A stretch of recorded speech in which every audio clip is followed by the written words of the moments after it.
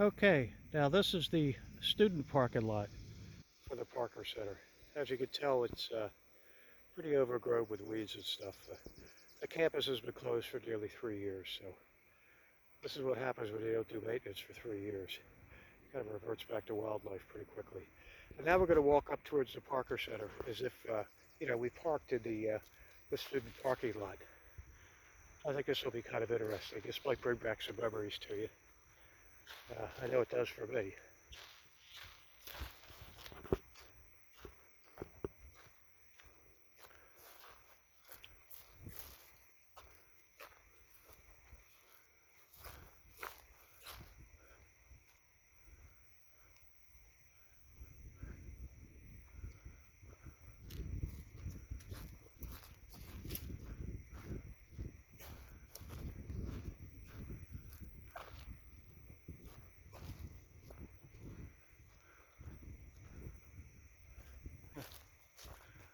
Oh, wow. Hmm. Interesting.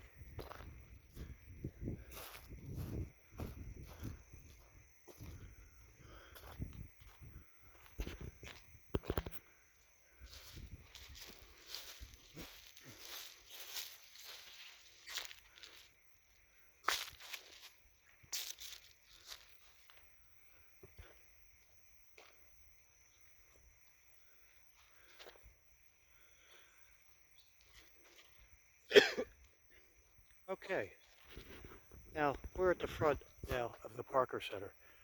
Directly ahead of us there, that would be the main entrance. It's all boarded up now. As I recall, if you walked in the main entrance and went immediately to your left, that was the theater.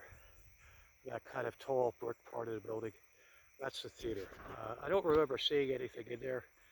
I think I just ducked my head there a time or two and looked around. And if you walked in this door and went to your left and then went more or less straight, there was a set of stairs. And that went down one level, and on your right was the student lobby, or lounge rather.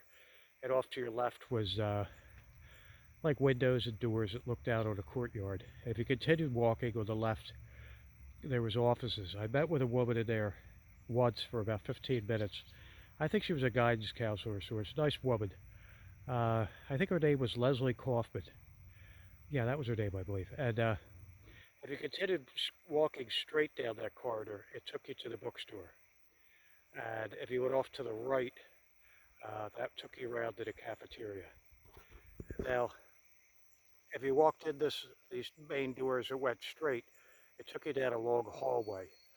And on your right was like computer labs.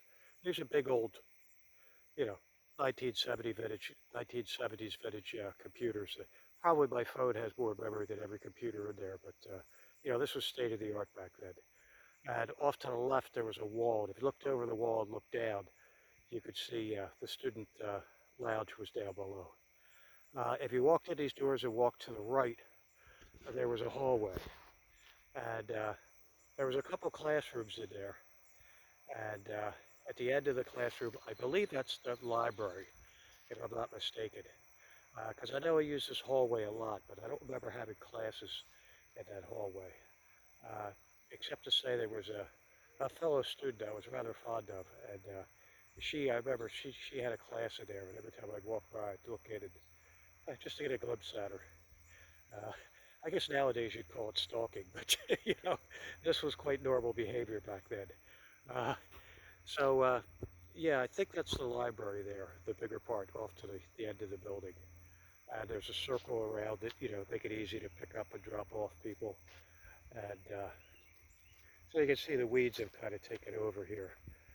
And oh gosh, I remember this sidewalk. It had, it was shaped like octagons. I do remember this. Wow, the things you remember, huh? Isn't that something? And that there is the walkway to go to the forbidden staff parking lot that I was in. So I remember coming up that way. So hopefully the kids don't destroy this place, but And if you look on the corner of the building there, I do believe that's a camera. So if you have any ideas of coming out here and doing something wrong, please don't, because the police will probably be here shortly. Now, I'm an older fella, so the cops probably aren't going to bother me. They know I'm not out here to vandalize or anything. But if you come out here with a gang of your friends and you're all 18 years old, it might be a different story. So just be careful out here. And don't go into any of these buildings. That's a definite no-no. I know it's tempting. I would like to get in there, but you have to exercise better judgment. Don't go in the buildings. Even though they're going to probably tear it down, you still shouldn't go in there. Okay, so now we're going to go around back.